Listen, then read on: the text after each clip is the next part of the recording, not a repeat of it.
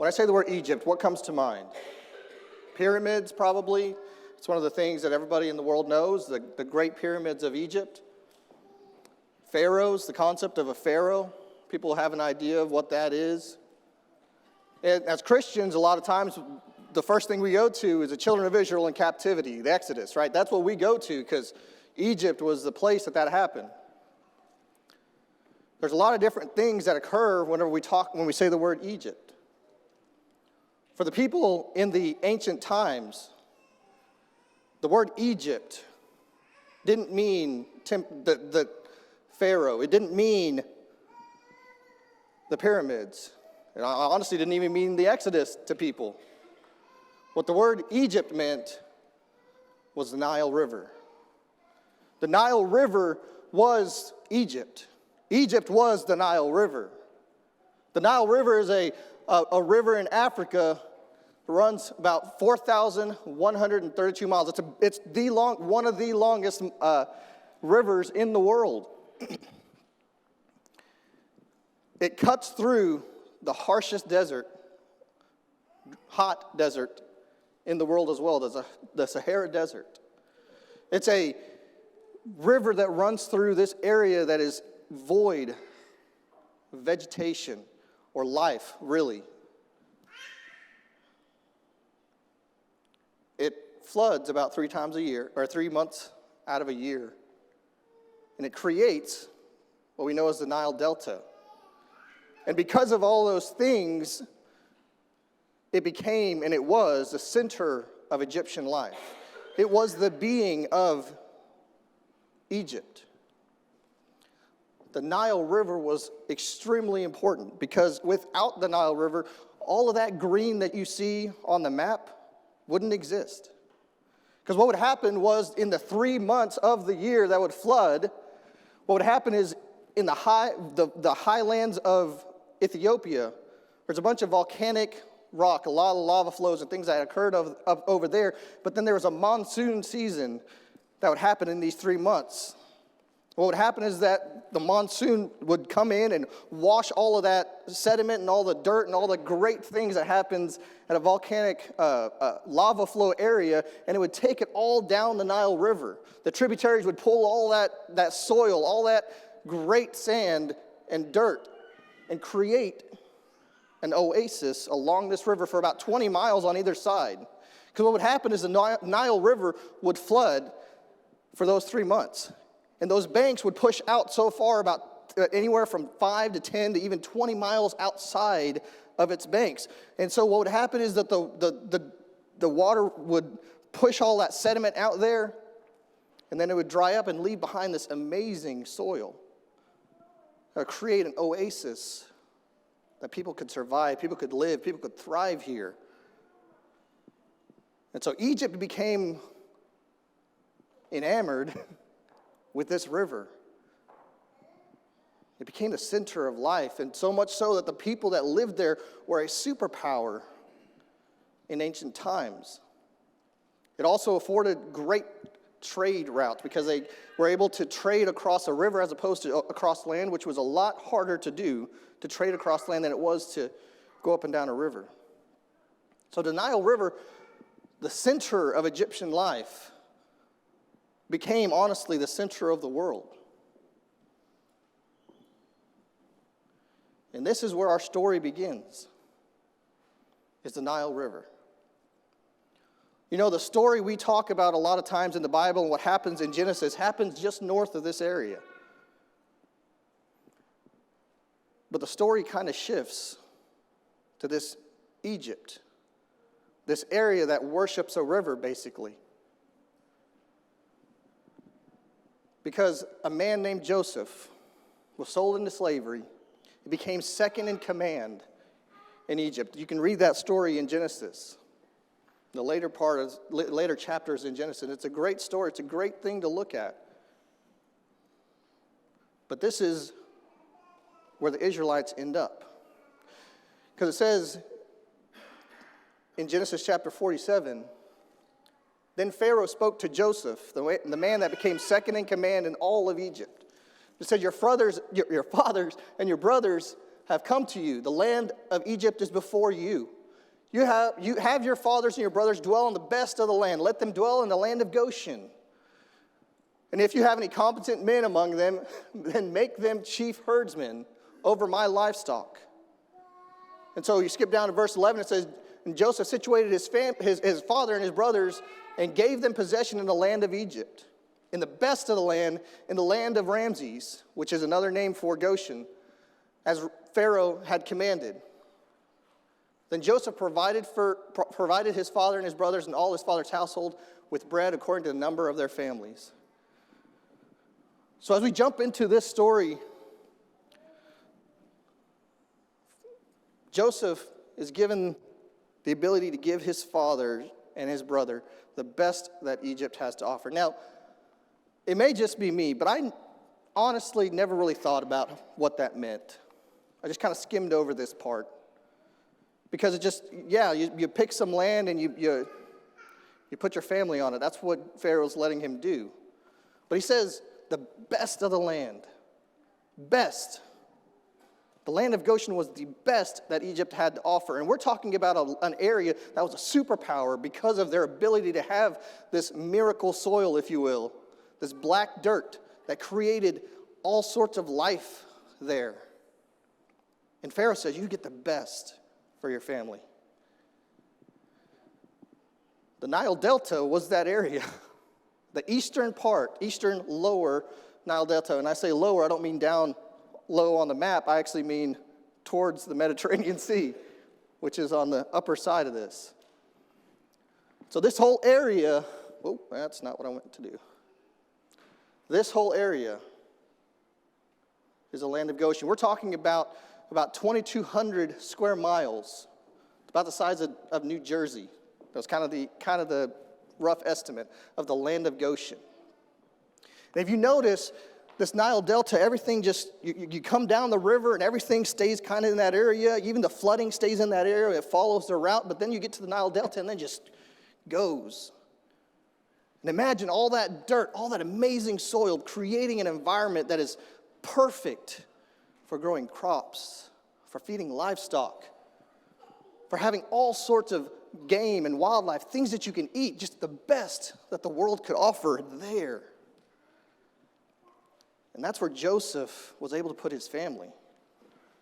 That's where Jacob and all of his kids were able to live and enjoy time living in this area.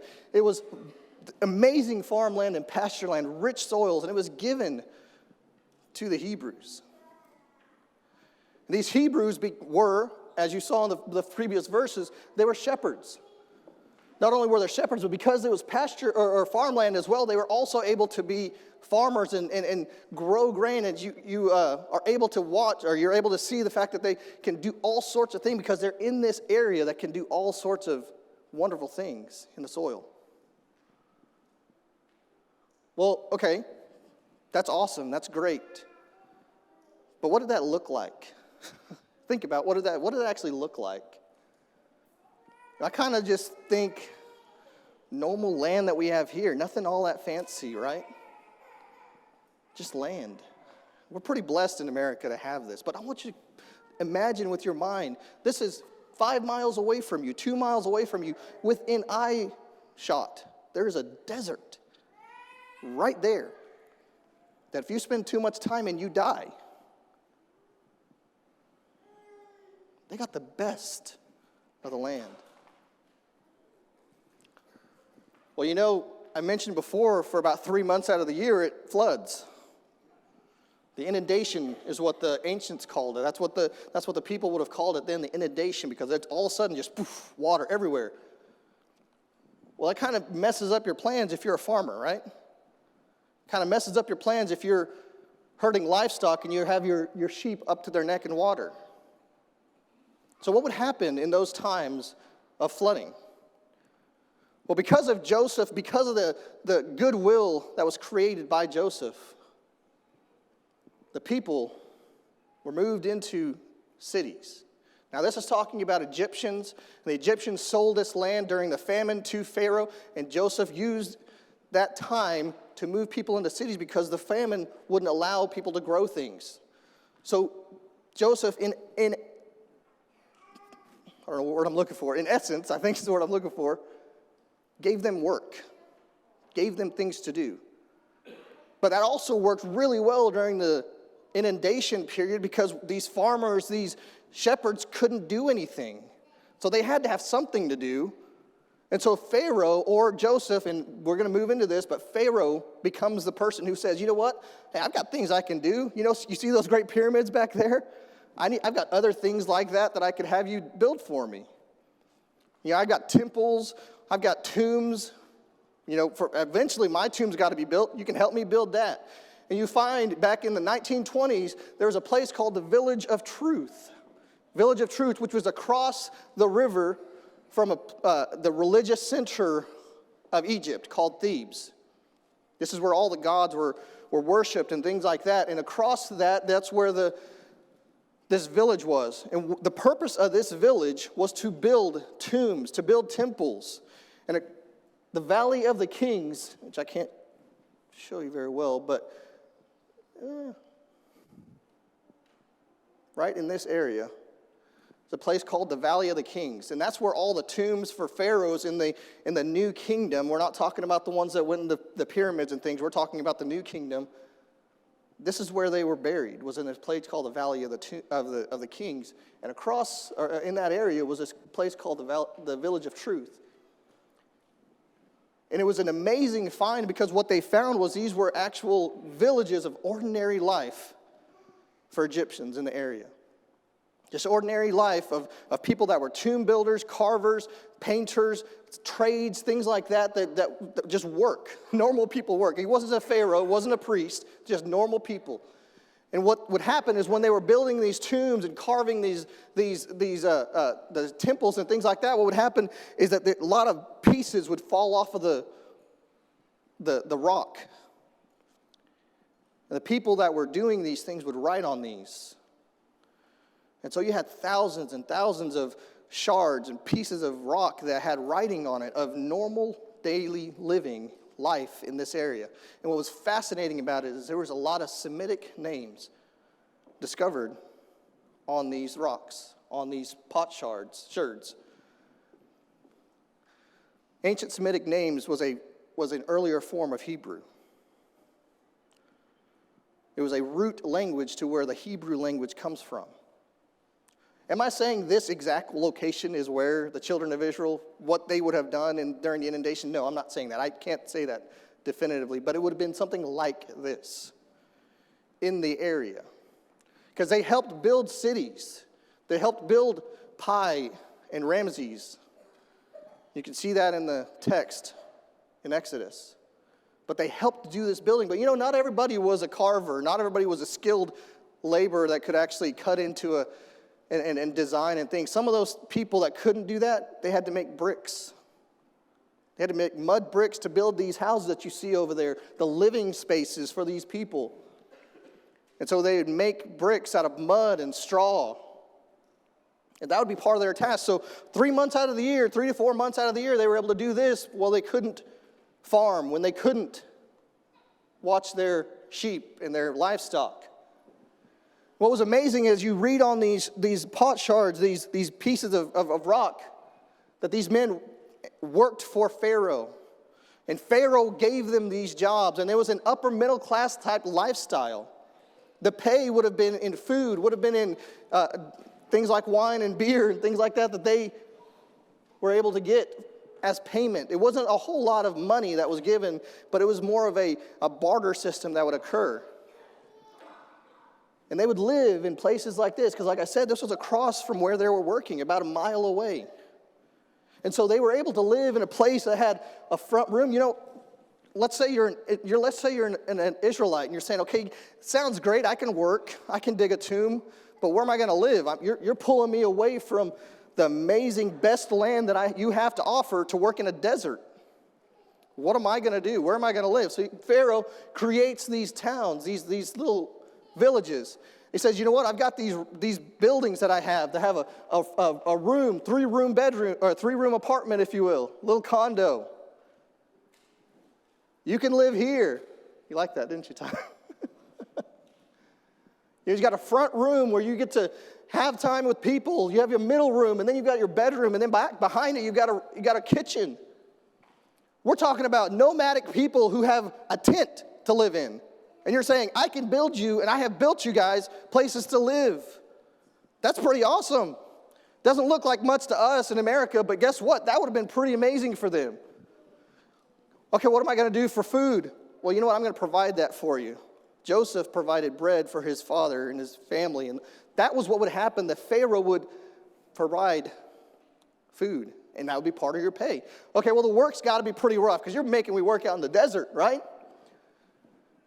If you look at some of the records, and we're talking about some very detailed records. There was, I got to bring it up because it's hilarious to me, but there's a story about a man who was pursuing a girl. He says he has a whole diary written down of pursuing this girl. That's how detailed these people were in writing. So there's all sorts of stuff in here, including the fact that their labor and the time that they spent was about 8 hours a day working. A normal work day. They had a 10-day work week, and they got 2 days off. So you work 10 days for about 8 hours, 2 days off. It's pretty nice. Pretty normal. Pretty amazing, honestly. The Israelites wouldn't have seen anything like this before. The people that were coming in wouldn't have seen anything like this, and life was good. Life was amazing. God is taking care of us. This is the promised land. This is what God has promised us. There's a problem.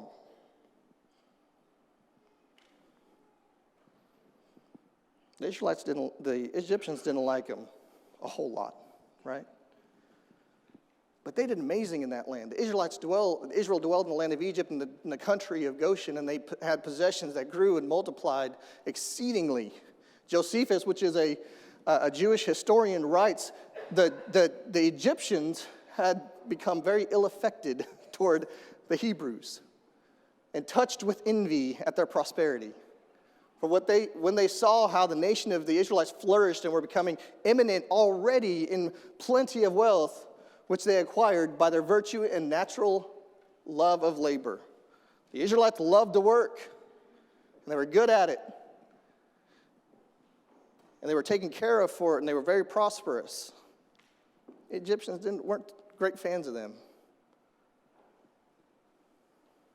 But that's not the problem I'm talking about. That's a problem. People don't like you. But that's not the problem I'm talking about.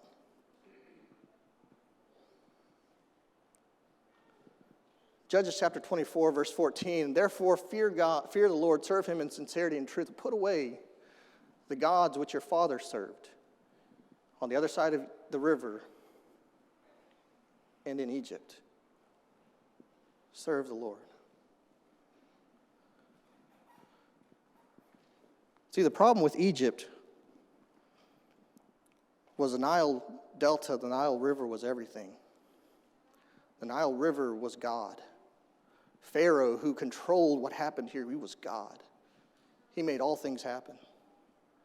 And you know what happened with the Israelites as they got used to living in this area, used to living in such a prosperous and lovely, amazing land? They started buying into the Egyptian culture, started worshiping the gods of Egypt, started slowly allowing things from the Egyptian culture inundating their lives.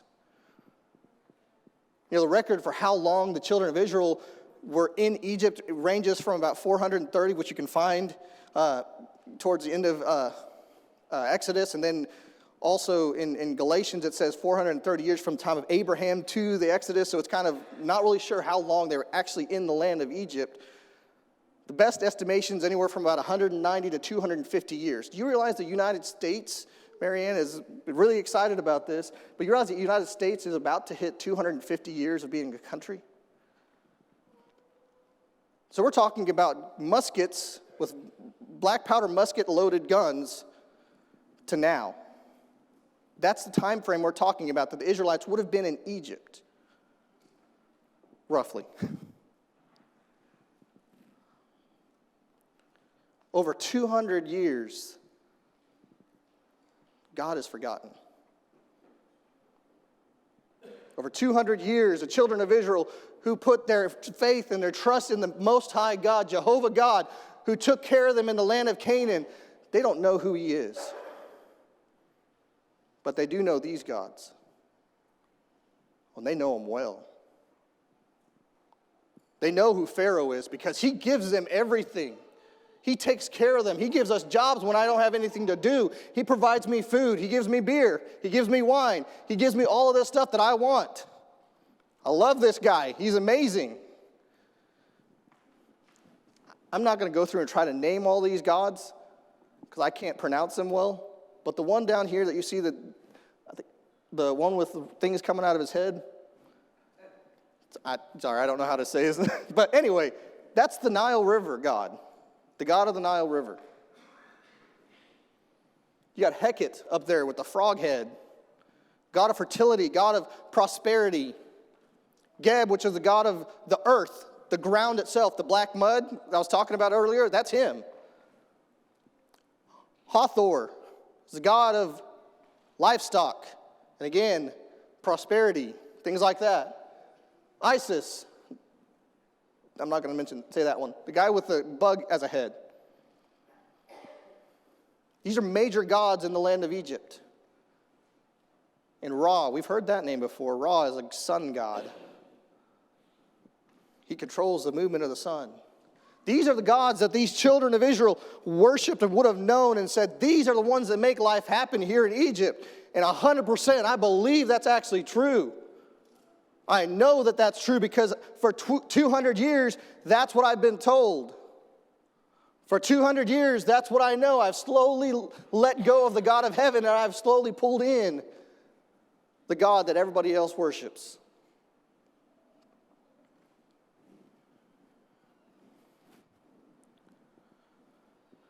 Ezekiel 20, verse 7 through 8 said, Then I said to them, each of you throw away the abomination which is before his eyes, and do not defile yourself with the idols of Egypt. I am the Lord your God.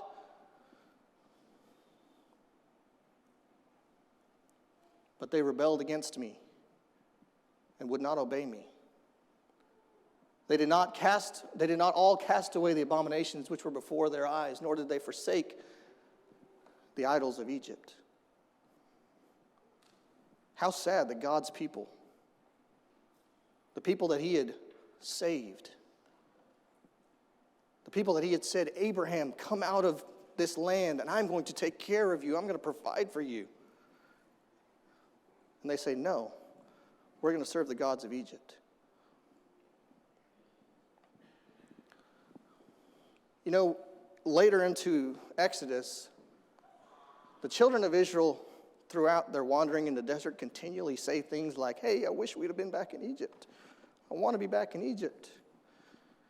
I want you to think about this from all the things we've talked about just a minute ago. The children of Israel said to them, would to God we had died by the hand of the Lord in the land of Egypt, where we sat by flesh pots, where we did eat bread till full. We remember the fish we ate freely in Egypt, the cucumbers, the melons, the leeks, the onions, the garlic. Man, that sounds like a pretty good dinner, doesn't it? That's what they remembered. That's the things they remembered in Egypt. So when they're wandering around in this wilderness, eating manna, eating what God provided to them, they're saying, wish we were back there where we had all the stuff, anything we could ever want. Might help us understand a little bit better why they said those things. It wasn't just, slavery's better than being free. They remembered this. They wanted the prosperity. They wanted the great life that they left behind. God had to make them leave. I never realized that. God had to make them leave. Ezekiel chapter 20, therefore I made them go out of the land of Egypt and brought them into the wilderness. He made them. Because the question comes, how do you get people to leave? How do you get people to leave such an amazing land? It's not going to be just by saying, hey, leave. For what, a desert? For snakes? For scorpions? For blistering heat? No water? Yeah, that sounds amazing. How do you make them leave? Now, am I saying that God caused and said, this is what's going to happen, I'm making this happen? No, but I believe God used it. Now, there was a new king that arose over Egypt who did not know Joseph. I believe God used this time to make the Israelites know what was coming, to make them realize all of the things that they were worshiping, all the things that they held so dear, all the things that they wanted could be taken away. You know, that statement, who did not know Joseph, he may not have known him at all. There was no record of this guy, but I highly doubt that. This man was second in command in all of Egypt. There's probably record of him somewhere. We can't find it now, but at the time, pretty sure it would have been there. I think what this means is he didn't care. I don't care what you did. I don't care how awesome you were for Egypt. Yeah, you saved the entire country. You saved the world, the known world, but I don't care who you are. There's no reason why I should take care of you. And in fact, you read where Josephus, the Egyptians were starting to get really irritated by how wealthy the Israelites were getting. This man comes from that. I don't care who this man is that took care of Egypt. And it said, what he says, therefore they set taskmasters over them to afflict them with their burdens. They built for Pharaoh supply cities, Pithom and Ramses. In verse 13, so the Egyptians made the children of Israel serve with vigor. And they made their lives bitter with hard bondage and mortar and brick and all manner of services in the field. All the service, their service in which they made them serve was with rigor.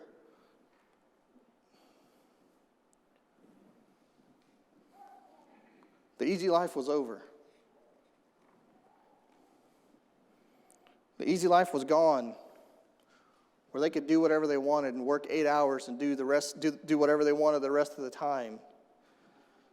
The easy life was gone, where you're still living in the best land, but instead of working for yourself and making wealth for yourself, you're working for the Egyptians. You're working for them. You're doing what they tell you to do. And the long hours continue. The hours of manual labor, of bending over, make bricks, to carry these bricks to locations. And a lot of times what would happen in this time frame is there would be a lot of beatings that would occur. You didn't do what I wanted you to do. Starvation would happen because you didn't meet the quota. There was quotas put on how many bricks they had to make. It was not just I get enough done in an 8-hour day. It's you have to meet this number. I don't know if you can see this image very well, but this is on one of the temples in Egypt. This is a person, and you can't see this, but there's a pharaoh with his arm extended down like this, off the page here. But what you're looking at is severed hands. To be an enemy of a pharaoh was to bring down the wrath of the god, Pharaoh. Life was brutal. Life was horrible. This could have been one of the things that happened. We don't have record of this. This could have happened to the Israelites. We do know that they had taskmasters set over them. We do know that their life was hard. And we also know that Pharaoh commanded every son of the Israelites to be thrown into the Nile River. Do you know what lived in the Nile River? Crocodiles, eels, snakes, hippos. Weird as that sounds. All of these animals would kill these babies that were thrown into the water. Life was not easy anymore. But you notice they didn't give up the gods of Israel, or of Egypt. For some reason, they just wanted to hold on to those. Life was rough. Life was hard. They didn't know what to do. They went from amazing life to this.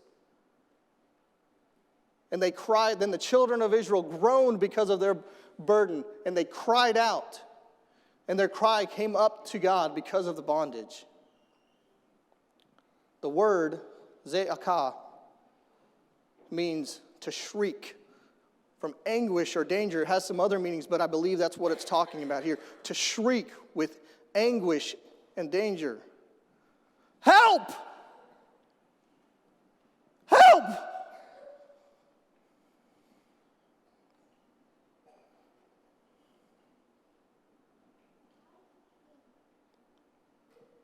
But they didn't cry to God. They cried out.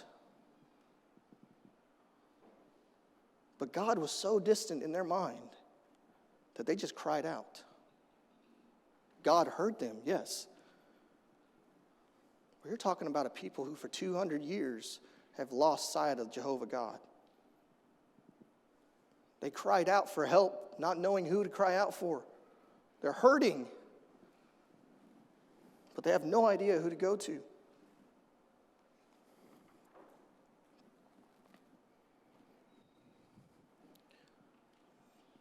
In Exodus chapter 3, it says, what is his name? When Moses is going to go there to rescue the Israelites, God sends Moses. He says, what should I tell them? They don't know who you are. What is his name? They're expecting a Ra. They're expecting Horus, the god of war. They're expecting these kinds of names, but God says, I'm the Jehovah God. What's amazing to me, if you focus here, they cried. There's so much feeling that you can hear in that statement. They cried out. And God heard their groaning. The God that we serve hears hurting people.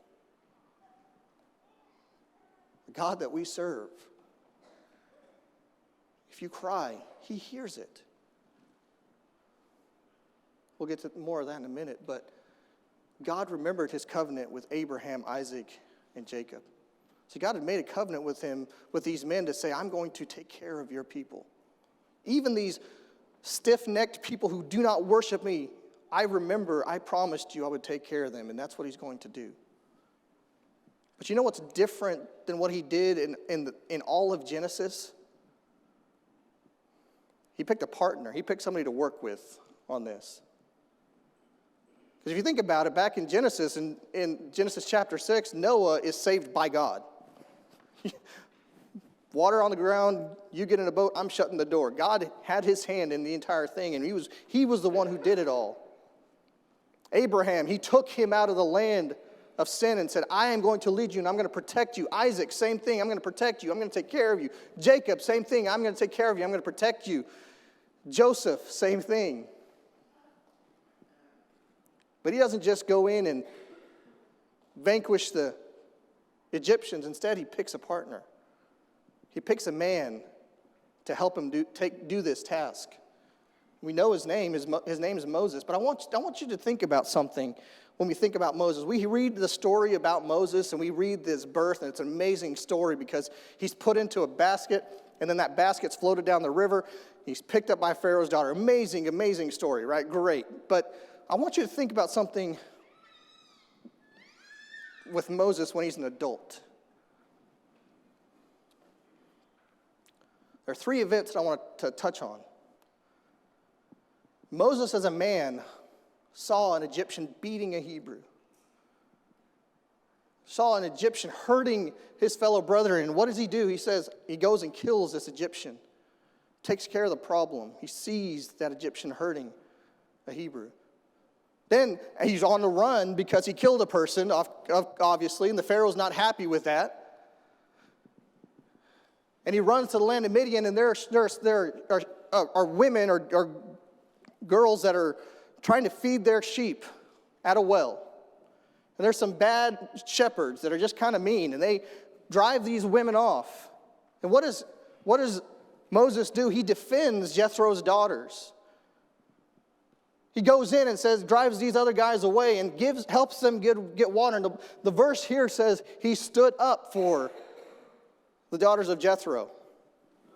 And then on Mount Sinai, when the Israelites create this golden calf after their salvation from bondage, from being in slavery, they create this golden calf because Moses is gone for so long that they don't know whether he's coming back. God sees this golden calf and he says, I'm done. Are you kidding me? I just saved you and you're going to worship a cow?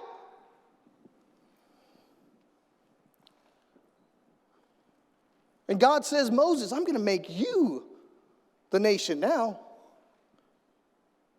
And Moses said, no, don't destroy your people. Please don't destroy your people. He pleads with God. What I want to paint for you today is, yes, some of these issues required some anger.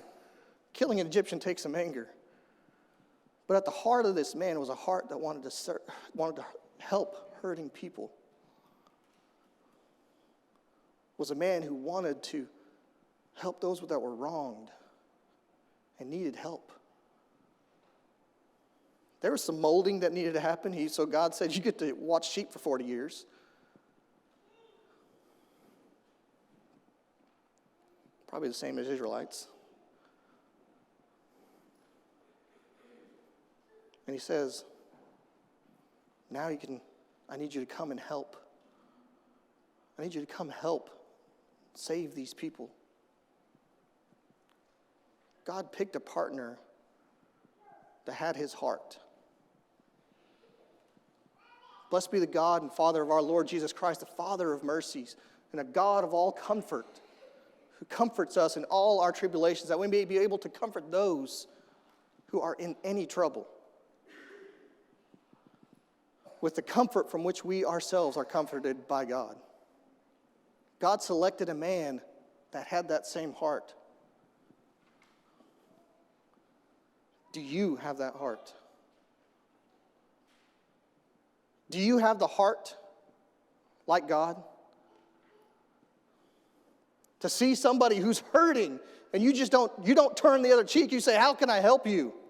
What can I do to help?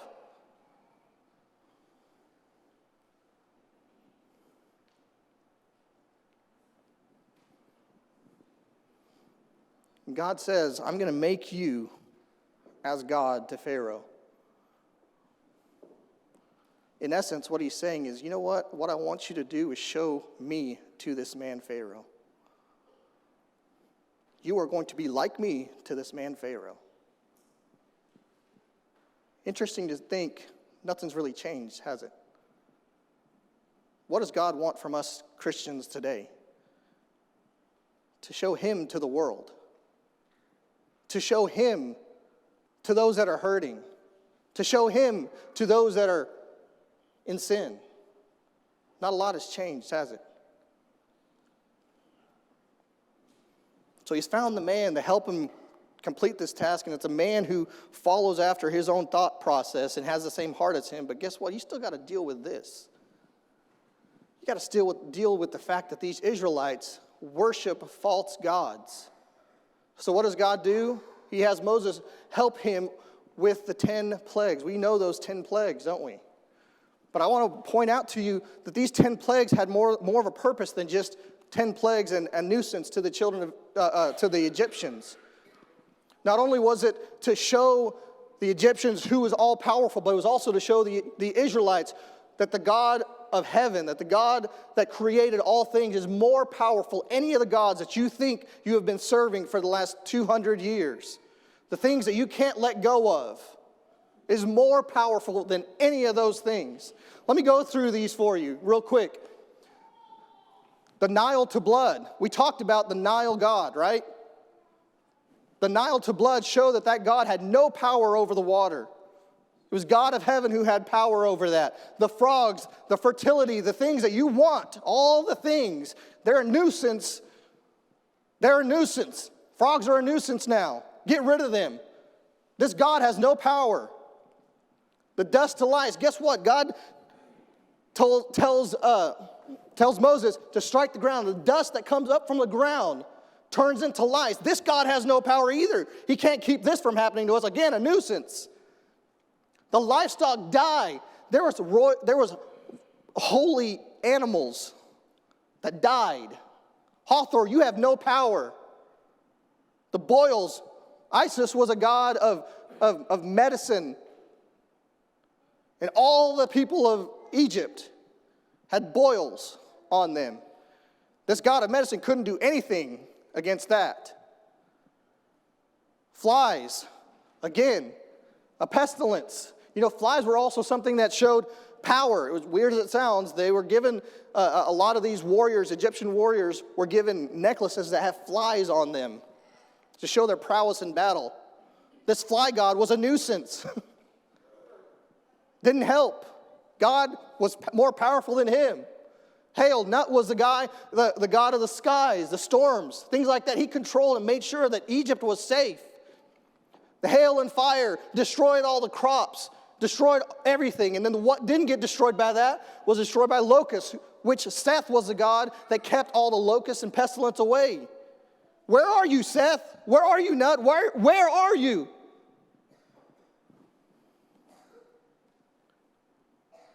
Ra, the god of the sun, lights out. You have no power. And lastly, Pharaoh. You know, the son of Pharaoh was to become the next Pharaoh. The firstborn son of Pharaoh was to become the next Pharaoh.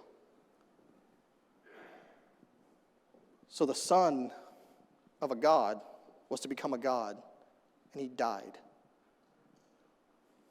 before he could become God. Pharaoh, you have no power.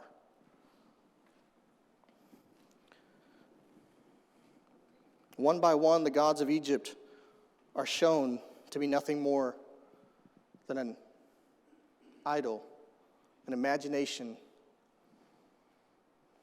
and they have nothing to stand against the God of the Bible, the God of heaven. That Pharaoh relents and lets the people of Israel go. This is an image of the Red Sea. We know the story of the Red Sea. It's a story that's familiar to a lot of us, even when it comes to Moses.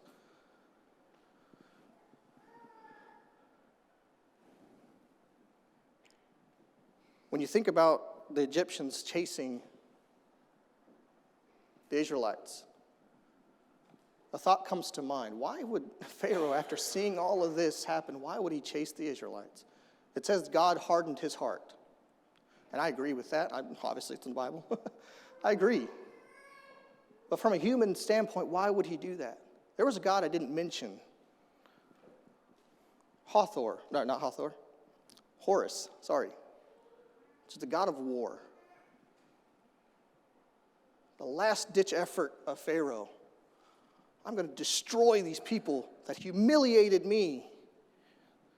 Their God who humiliated me in front of all of the land of Egypt. The superpower that if you watch the timeline, as soon as certain events as far as the secular world is concerned, something happened and all of a sudden it declines.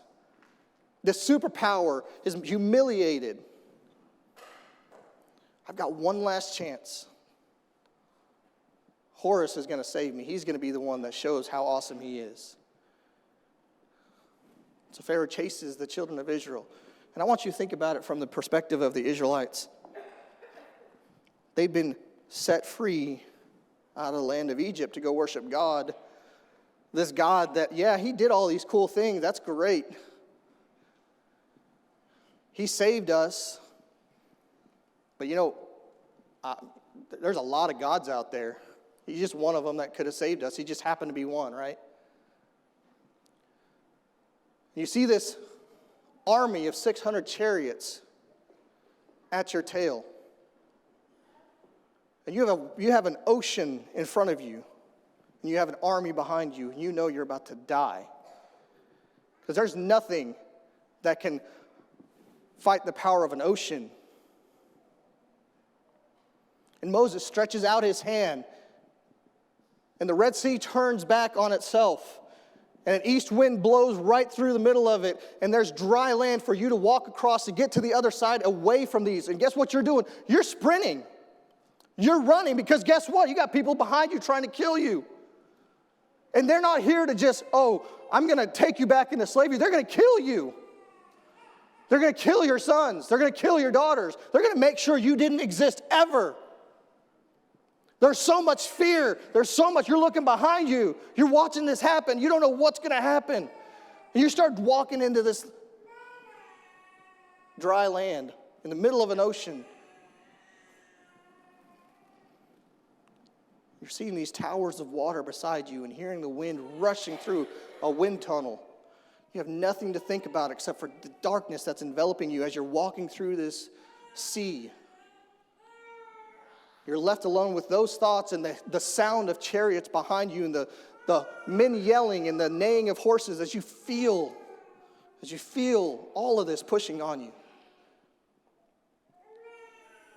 And you exit the other side. Somehow you've made it. And you're helping all these people. You're reaching out. You're helping all these people get across because you're trying to save as many as you can. So that maybe the last few are going to get killed, but at least you saved most of the people. And all of a sudden you look and everybody's out there. Everybody's on the shores. And Moses again raises his hand with the staff. And the fear and the chaos and the torture that you know you're about to endure just goes away like that. And you watch the awesome power of God destroy all of your enemies. Destroy the people that sought to hurt you.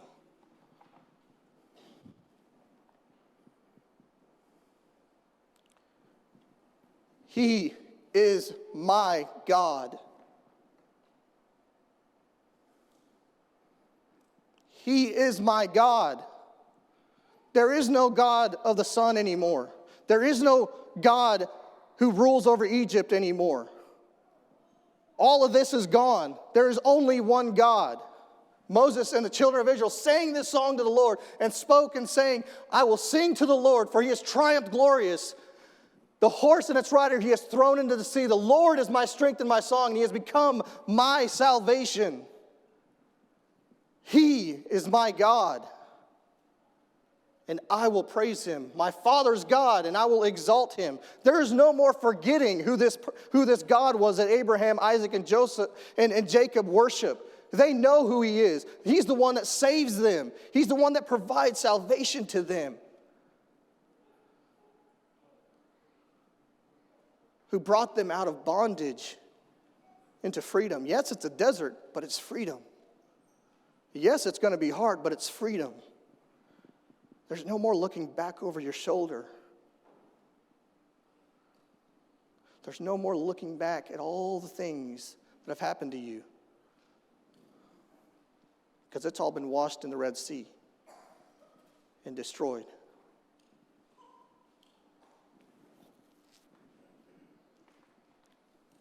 I've got 4 things I want to talk to you about.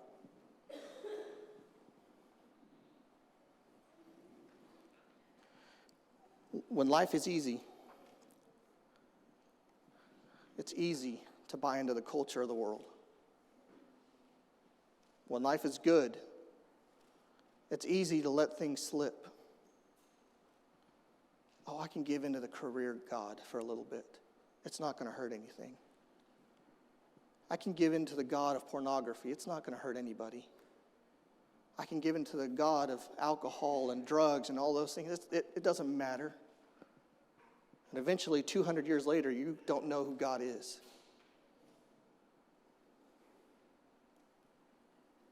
Except for it's not 200 years for us. It can be a moment. Don't buy into the world's culture. You can serve other gods. There are hundreds, millions out there. You can serve other gods. And you can even serve them in your pocket. Don't give in to the world's culture. Do not love the world or the things in the world, but if anyone loves the world, the love of the Father is not in him. No servant can serve two masters, for either he will hate the one and love the other, or else he will be loyal to the one and despise the other. You cannot serve both God and mammon. This is true. What is your focus on? Which God are you going to serve? Joshua put that in front of the children of Israel. Which gods are you going to serve? The gods of the Egyptians, or are you going to follow God, Jehovah God, the God of your fathers? The second thing I want to talk about is, as Christians today,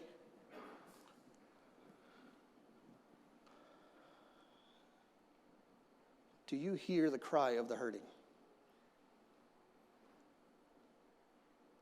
Do you hear it? Or have you shut your ears off because it's not convenient for you? Sure wasn't convenient for Moses to have to lead around a whole lot of cats. Imagine I feel like leading the Israelites would be like herding cats, honestly. But do you hear the cry of the hurting? Do you have a heart that hears the cry, the za'akah of people that are hurting, the shriek? They're out there. They may be sitting next to you. Do you hear it? They may be in so much pain that they're hiding. Are you able to hear it? God wants people who can hear that. Not only does God want those people, he partners with those kinds of people. He used Moses for that reason. Can he use you in that way? We love him because he first loved us. If anyone says, I love God, and hates his brother, he's a liar. He who does not love his brother whom he has seen, how can he love God whom he has not seen? And this command we have from him, that he who loves God must love his brother also.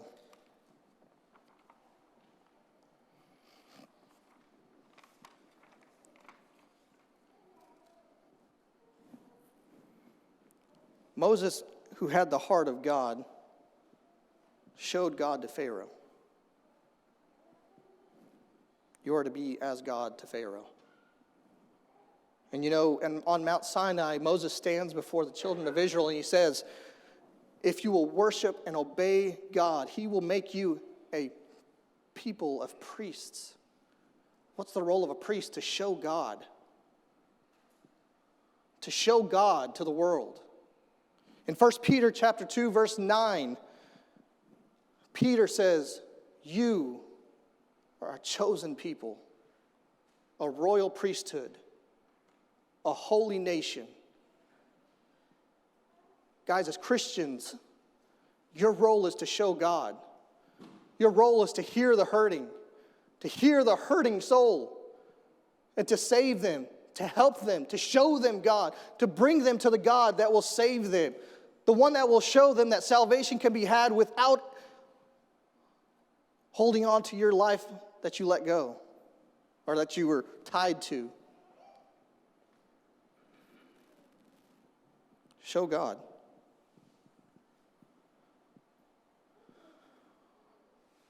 Are you hurting?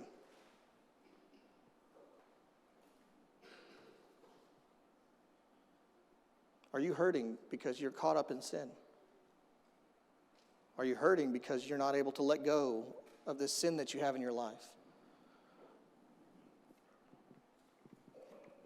God says, if my people who are called by my name will humble themselves and pray and seek my face and turn from their wicked ways, then I will hear from heaven and will forgive their sins and heal their land.